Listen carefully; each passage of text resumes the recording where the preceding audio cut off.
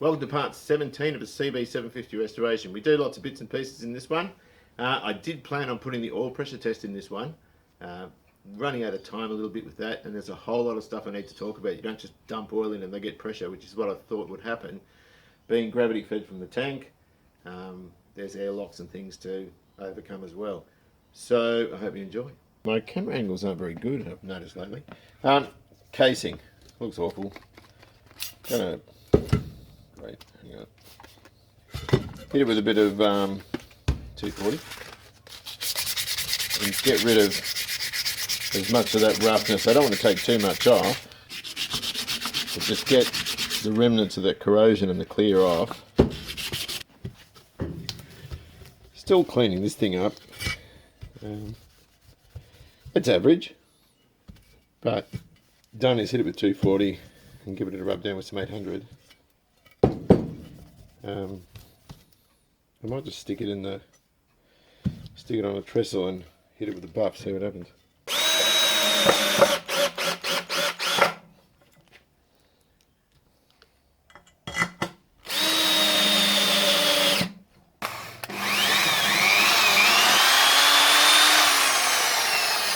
Wrong angle.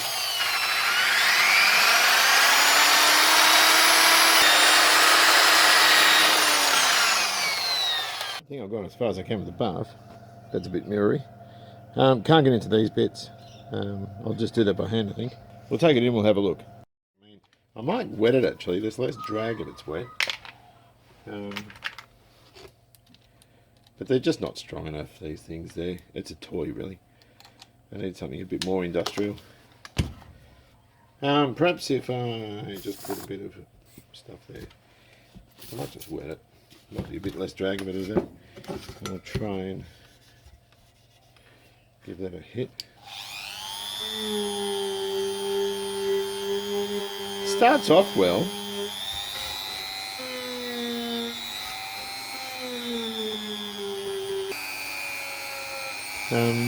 Much easier than paying somebody to do it, but well, cheaper anyway. Okay, a couple of things. These worked quite well for getting into little bits and pieces in here, but the problem is they use a sort of a thread. That's not it. It looks like that though. And of course what happens is these break off because they're only threaded into felt, and then you end up with this. Where is it there? Where they come off. Oh no, it was there. Where they come off and rip. It's too late. I've got to finish off under here. It's still not done yet. So I can't really use those. So I bought this one, which is a bit soft. I don't know how this is going to go, but it's got a sort of quick release collar thing where you sort of turn it on a bayonet type thing and then release that collar.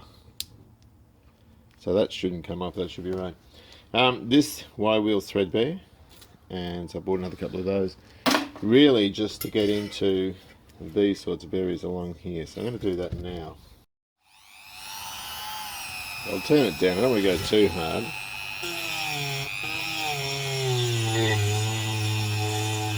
And that cleans in there really, really well. Just running around with a bit of black paint just to sort of tighten it up a bit in here.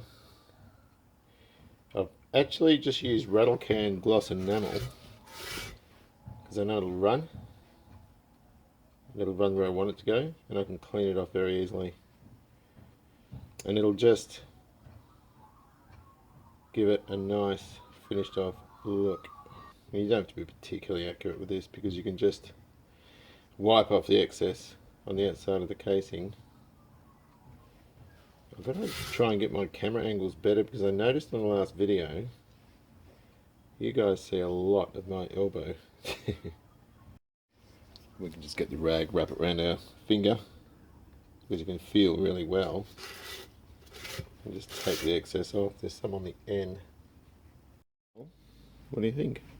We got a few scratches still, but I don't mind that. It's a lot better than it was, even underneath where it was all scarred up. Not too bad at all. So let that dry and we'll get the starter motor out.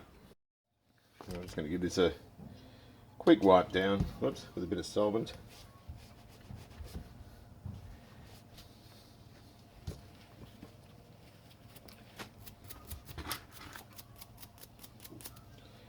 That looks really good. So we'll better put some volts in and see what happens, eh? Let's get that ready. Pull you back a bit. Okay. Which is positive. Can we see? Yeah, I think we can. Let's just put it across the battery like this.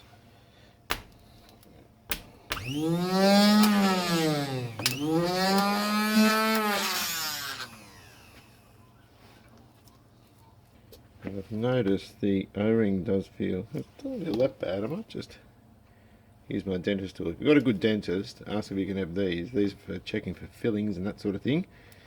And they have to replace them from time to time, and they're really good for this sort of thing.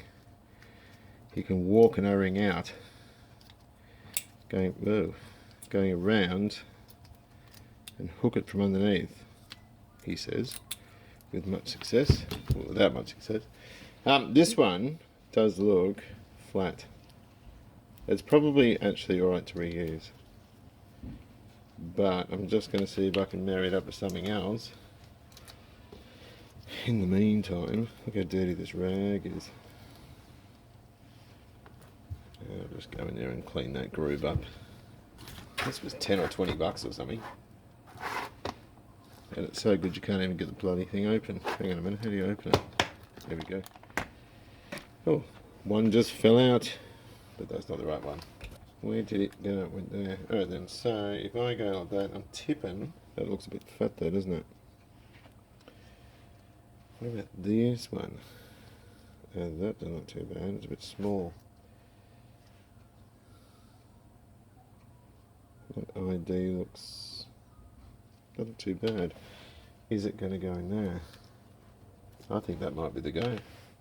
This guy, which looks nigh on perfect, so I think we're going to go with that.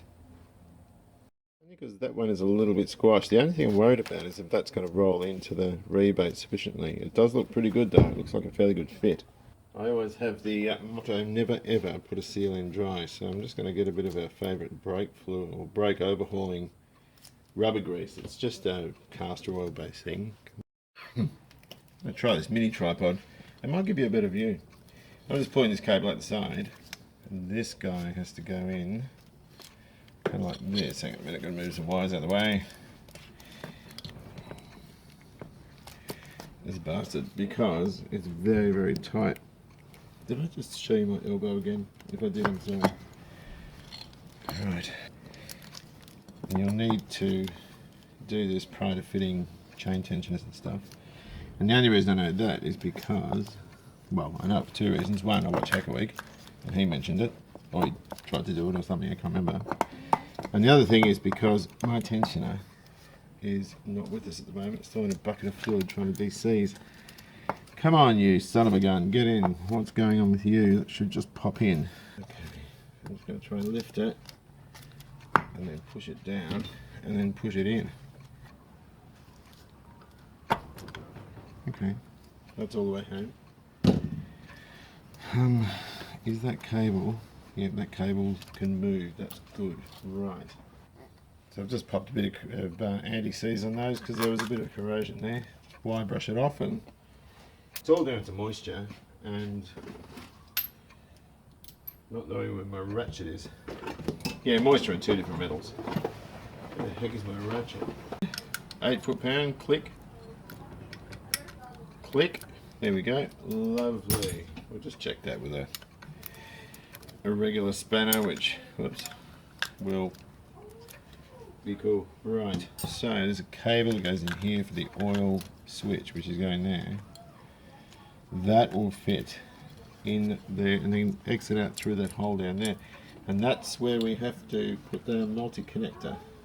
We've got the cover. Now the cover is going to sit like that. I don't think it goes that way. No, I'm going to go one way. This had a lot of corrosion on it. Still doesn't look that great. I don't understand it because Honda stuff is such high quality. This looks like a really crummy aftermarket thing. Not sure if they're all like that. We've got stewed apple. Some sort of biscuit base. I have no idea what it is. Suzanne's mum made it. It's beautiful. Alright, I'll wash my hand. We're back into it. Anyway, we put a bit of contact adhesive on here. I'll try and break that skin. Oh gosh, the whole thing's gone solid. Look at this. Oh, what a pest. I bought it for the headlining on the XC. I wonder if I can just get enough of a hint on it just to go around here. The problem is there's no rail for it to sit. Well, there's a sort of external rail there, but it hasn't got enough of a substantial one so that it'll kind of suck in if we're not careful. Now, what we've got here, whoops, are the old bolts and washers to hold that cover on. They're stainless and look like that, and you're not going to bother fixing those. You can actually buy the proper stainless steel replacements there and there. They probably used a shouldered one. I don't know if they're original, but anyway, we can tip them out. Those washers are a bit manky, and put these new ones on. These washers look a bit crap, but that's all I've got. Hey, come back.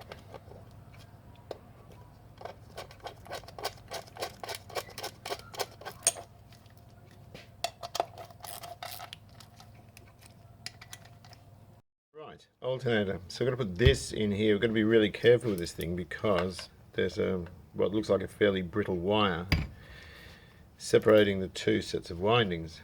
Now, we can run a multimeter across these and test resistance. And here's the cover that we refurbed, and there's a problem. First off, we've got these screws that hold that outer winding in the case.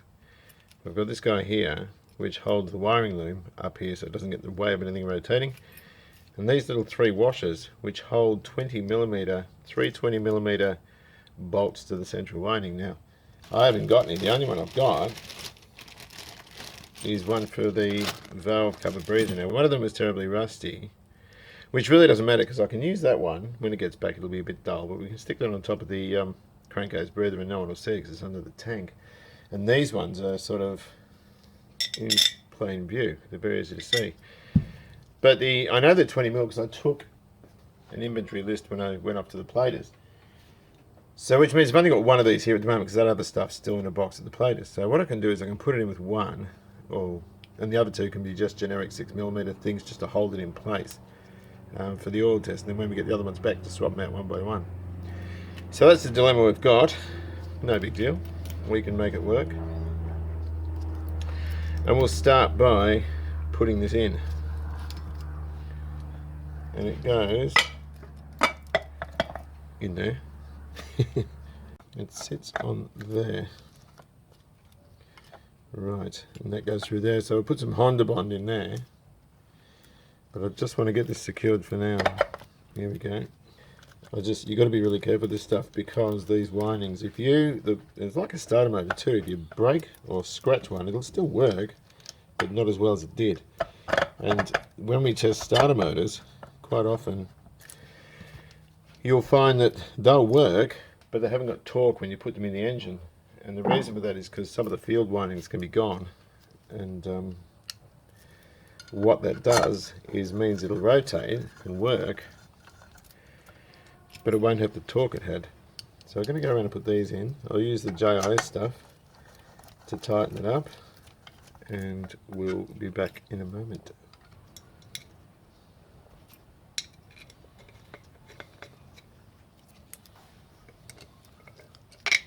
Yep. And I'll just find something else in the meantime that'll hold those two. It's about to put this together, and one final thing we need to do is just check out the rotational integrity. No stiff spots.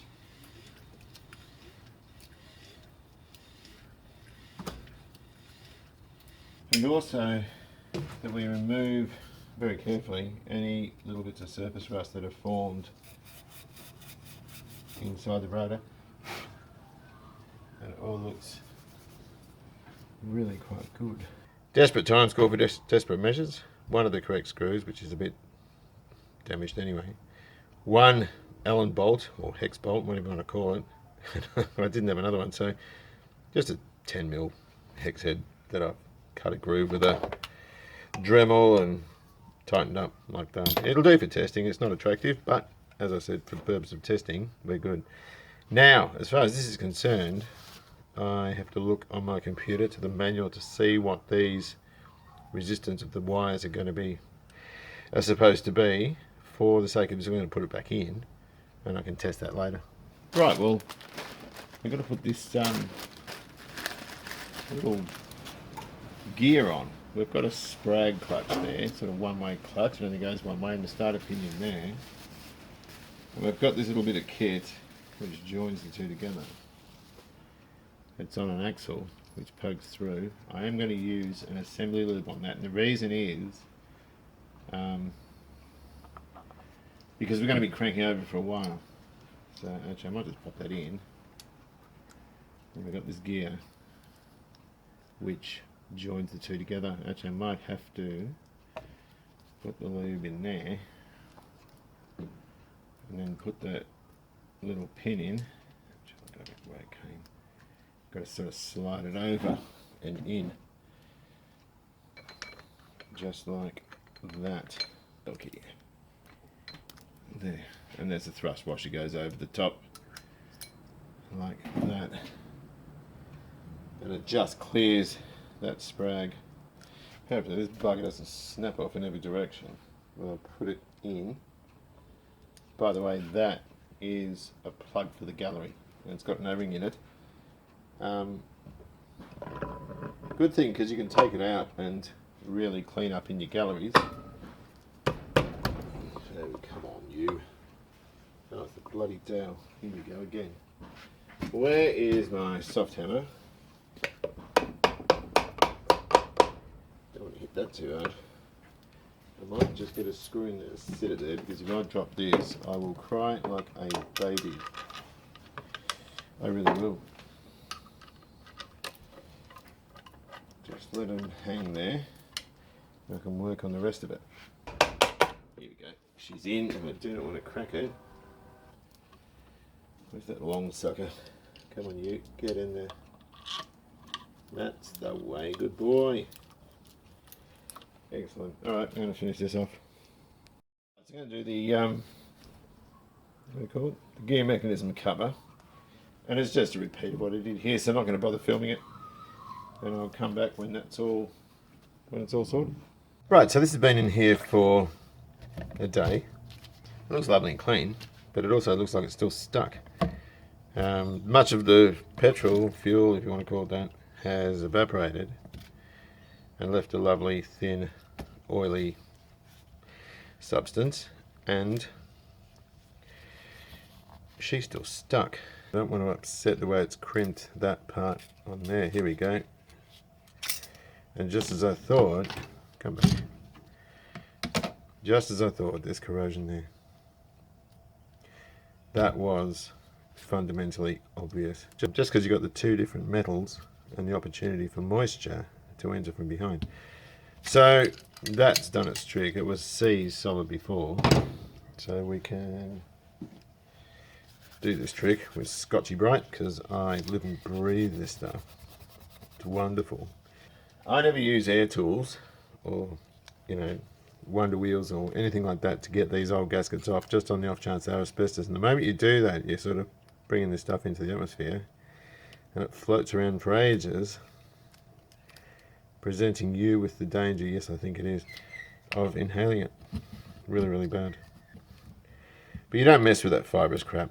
You really don't. It's too dangerous. If you see it like this and it's damp, it's alright. Whoops. But if it's dry, do not ever hit it with a pneumatic tool to get rid of it. Timing chain into 3 shouldered 40mm bolts. I think I've got some of those. I'll just have a look. We might be waiting for that stuff to get back. There's your 40. It's going to be 3 of those suckers. I've got 1. Can I dig up more? I don't think I can. Right, so I've gone through my emergency spare bolts. There's only one that's right. The others are different types, but they're all the same length. They're all 40mm and they're 6mm thread. And also the adjuster one, which looks just like that anyhow, so they can even stay there. So again, like the, what do you call it, alternator, I can just leave one in and one by one change the others out when they come back from the plater.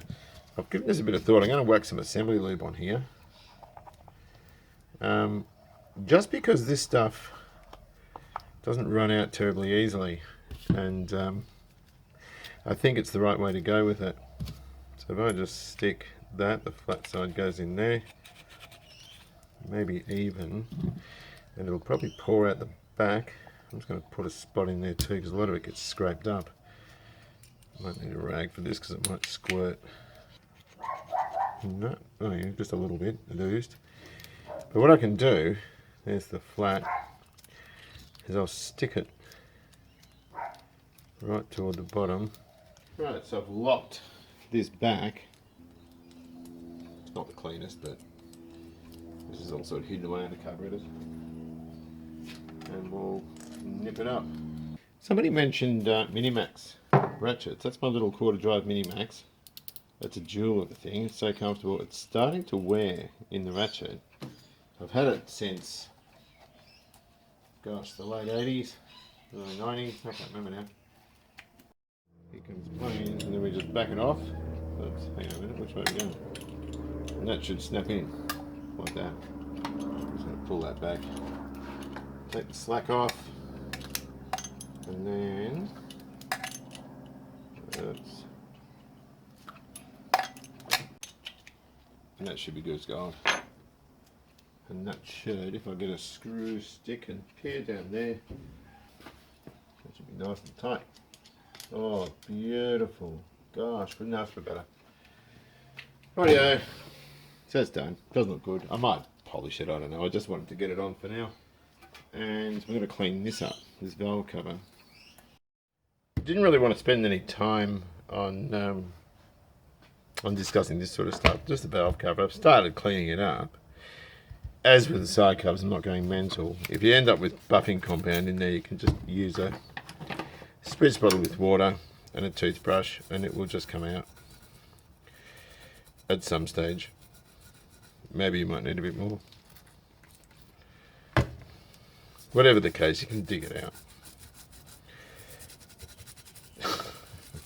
No, it's not going to do it, but maybe we can get out with something else. What I wanted to talk about though is this bit that I got here. Now that's got that collar that I was telling you about. Now these aren't as effective as the felt ones, but you can use them much faster. So if we look in those sorts of areas there, if you just do it at moderate speed, it doesn't really do that much. But if you really step on the gas, it does. Now I don't know what the recommended speed for this thing is. But you can throttle it back like that and it does nothing. But if you really stand on the gas,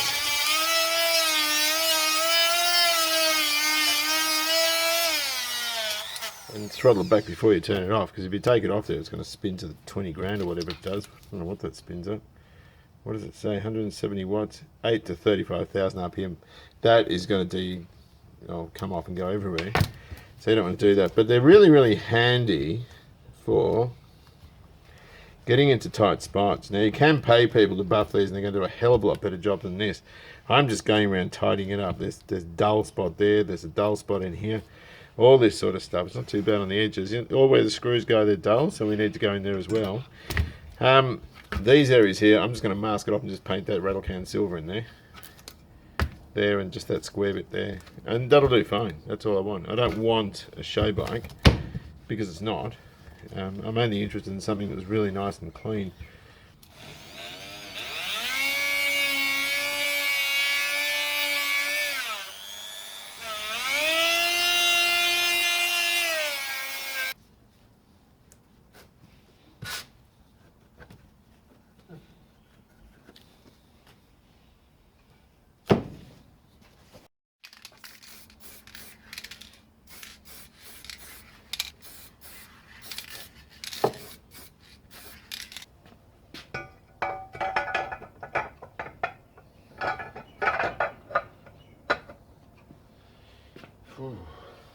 Isn't that the nicest looking engine? Although I've just seen, there's another one there, a couple of spots I've missed. Rightio, so we've got some 250mm tube, that's all I could find, and washers, and they're going to become the headers. Just for starting the engine up. I'll show you what I'm talking about. So they're not exactly going to flow well, but they fit in there. They might, I'm going to take a bit off the edge. They're a bit snug, going in and out quite well, but I don't want them to expand too much and cause any damage. I think they're going to be fine. For the purpose of starting anyhow, they're going to work quite well. So I'll just find the centre. It's only going to be idling and just a small rev here and there just while we start up for the first time, but I think they're going to be right. Like an idiot, I threw out 2 of the old headers. I've only got 2 hanging on the wall, so I haven't got the pipes. These are zinc, so we're going to have to, you can see I hit with the grinder there, a flappy disc for it. Well, that take the zinc off and then we can just weld them around there, so that's pretty easy to do. On the other front, 3 genuine Honda oil filters with the O-rings. So after our initial run, we're going to be right to use those. And we also have these 2 shocker bushes, rear shock bushes. There, we're still waiting on the bronze ones that are coming from good old Germany. Also in the Bounty is some rear shocks, and these are the same as the ones I had on my 354 many years ago. And of course they're, I forgot what they call these, clevis and eyelet, I think. They don't come with a spanner, but I can just twist that around. I wanted the soft ones to begin with, but they're going to go on the rear. And if you look at them next to the old ones, you can see same length, but in far better condition. These are only cheap ones anyway, by the look of it, but we've got those as well to put on the bike. The other thing we've got, of course, got an old trusty All Balls headstock bearing kit. And these come with a funky sticker, I believe. David's did. Yep, but I don't use stickers for anything. Of course, we've got the seals, and we've got this little bit here, and I had to get a series of shims, which go on the bottom. There's 2 of them there, as well as that one for the top, and that would be to determine the right amount of, what do you call it? Thread pegs at the top, so you can set it up properly. It remains to be seen if I use those. The thing that's wrong with these, of course, is when you do put those in on the bottom of the triple tree, sometimes you have to take them off again to put these things on, so it's a bit of a nuisance. Carburetors, and you can see they've leaked when I turn them upside down. Smells like a cross between varnish and formaldehyde. These I have taken that off and had it plated a while ago at a different place, and you can see how crummy it is. It's not very good. These things though, there's a couple of worries with them. That's loose, so it's one. They're awfully stiff to move. Hang on, that's the wrong way. And I wonder if the linkages might be a bit on the seized side, so I'm going to take it all apart. Yeah, they're very stiff. Well, maybe they're not. Another load of plating, you know what I mean? So these things look a bit manky, but I don't think I've got time to get everything plated because I want to start this bike. It's got some dried varnish happening here. The problem with carburetors though, people do videos on will it runs and all this sort of stuff, and they flog the carburetor story to bits, and they become really, really boring, particularly when you've seen them 5,000 times. So I'm not sure how long or how much you want me to go into this. I'm of the opinion that we can really flog a dead horse, and you know, it can become a pain or boring. So it just remains to be seen what's sort of worth investing in time-wise. If you want me to do a full video on it, I will, but do you really want that is the $50,000 question.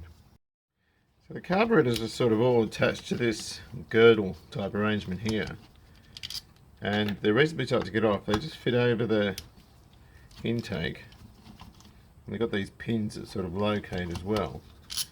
I'm nervous about this thing here. I reckon that one might be jammed. So let's have a look, eh?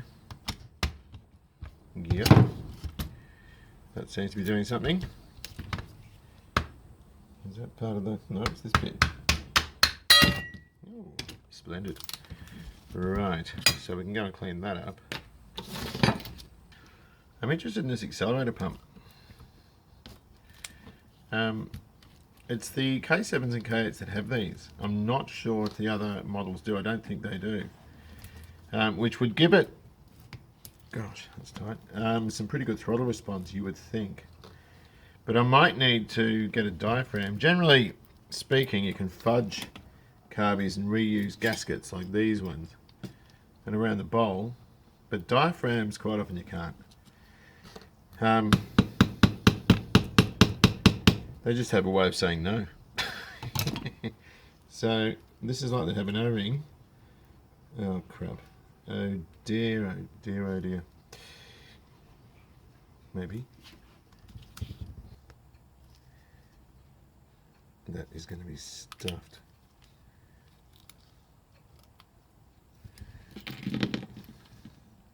Yeah, that's as stiff as a board.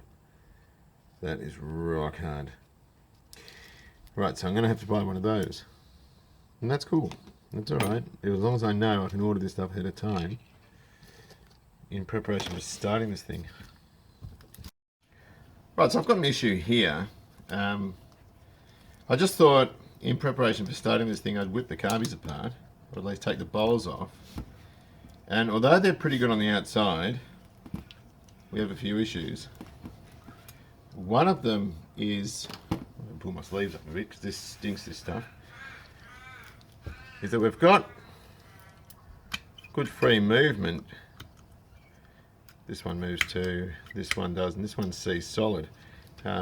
There's residue down here, you can see, dried fuel. The other problem I've got is that these carburetors, the first one I've taken off, the float, pardon me, sees solid. And there's still rotten fuel in here. And this is sort of tantamount to what happens when you don't drain your carbies. Oh, yuck. Like it all just comes out. You can see there, they are rotten to the core. There's all this crystallized black rubbish in there. And that's another one that sees. So the carburetors are munted, for want of a better term. We have to therefore get a comprehensive rebuild kit for them. We're not going to be able by any stretch to just clean them up and put them back together. Now given that, I'll show you in a moment what I'm talking about. These things are quite complicated to pull apart. The choke butterflies all have to come off so I can sort of separate them from what I can see. I haven't looked in the book yet, which I'm going to need to, and this is stuck, hang on. Oh, we've got it now. So I am naturally quite disappointed. It's going to do two things. What this is going to mean is that we can't start it on the ground yet. It's going to take a full few weeks to get the new kits in. All those bowls are C solid, which means I've called Dave and I've asked him, or I texted him I should say, if he can come over tomorrow night and want to get this engine on the ground, give it an oil pressure test. If the oil pressure test is good and there's not oil spewing everywhere, which I doubt there will be, it means I'm just going to stick the engine in the bike and start it in the bike. Because otherwise I'm just going to have it sitting around and waiting for a few weeks, where if we stick it in the bike we can start getting a bit of work done. Well, but these are in such poor repair and I didn't want to have to pull them apart, but you can see they're knackered, which is such a disappointment. And that's what I'm talking about. That one actually looks reasonable. Oh, that one's not seized. That's stiff, but it's not seized. Nor is that one. But I'm not even there. Those two here are C solid, so I'm not even going to try and clean this stuff up. That's going straight to the hydroblaster. A shame, because whoever last used the machine could have just undone these screws and drained the bowls out through the overflows. So a setback, but what do you do if you've got a bike that hasn't been started for such a long time? And you can see, can I let that focus, just how grungy these things are. Now a full overhaul kit, a comprehensive one, has all of the replacement jets, replacement needle and seat, even the shaft is replaced, replacement floats, all the O-rings that go in the fuel distribution rails, all that's replaced. So I'm disappointed, but what do you do? Right, so looking at this, the oil tank, all looks pretty good, although I don't know if you can see over here, it's still got some remnants of that old pitch black stuff in it. I just need to get that out. It's like diesel oil, it's just so thick. So we'll just get our wax and grease. You can see today we're wearing our slippers. I've just got out of work. I always say when I get home from work, I've just got to go and put my uniform on. That's code word for put my trackies on. And I'm just going to literally swill this around and just hope like crazy. Hang on a second, I'll put my fingers over the bottom. Give it a shake. And we should see lots of horrible, rather terrible black stuff come out. It is difficult to see in there, but there is one thing that comes immediately obvious, which is bad from a cleaning point of view, but good from a maintenance point of view, is there's a stand tube coming off the main feed there. So it sits maybe an inch, not even that, off the bottom of the tank. Yeah, about an inch. And what that does is it allows sludge to sit at the bottom, and then it only draws oil sort of away from that. So what I'm doing is I'm just poking in rags, because there is some sludge there which the prep hasn't removed yet. And I'm literally just poking in and giving it a wipe. And I've pulled out two really badly soiled ones. And I've just got this I made for the drain out of a coat hanger, where you just go and fish the rag out. You can just use, there's not much in there now, it's quite dry, but you can still see a little bit of sludge on it. So I think that's actually looking remarkably good in there. I think we'll just give it one more hit of Prepsol. A clean bit of rag, and you can see what's coming out is lovely. So I'll dry this off. I'll give it another wipe inside, just to mop up residual, because you do have that stand tube I was mentioning before. And then I'll put it on a sort of a trestle, and I'll gently heat it with the cap off with a heat gun, just to encourage a bit of evaporation. We won't put it around the thing because we don't want to blow ourselves up. But I'm tipping that this tank is now ready to return to service. So that's it for part 17. The first cab off the rank in the next one is the oil pressure test. As I said at the beginning, there's a lot of other bits and pieces involved with that, and I wanted to spend some time on it. Now the videos I've seen in regard to doing oil pressure tests on these is basically putting oil in and cranking it over till it gets pressure, and that wasn't going to happen. I don't like cranking engines over dry. It has got assembly lube through it, but we put the crankcase together last year, you know, so I don't want to do it like that. So anyway, that's the first thing on part 18. I've already filmed it, and I'm looking at it now. It's all really good, and so I'll bring that out as soon as I get it in the frame. I want to put it in the frame in the next one. I can't start it again because of those carburetors, but you know, what do you do? Anyway, take good care of yourselves, and enjoy your classic, and I'll see you around.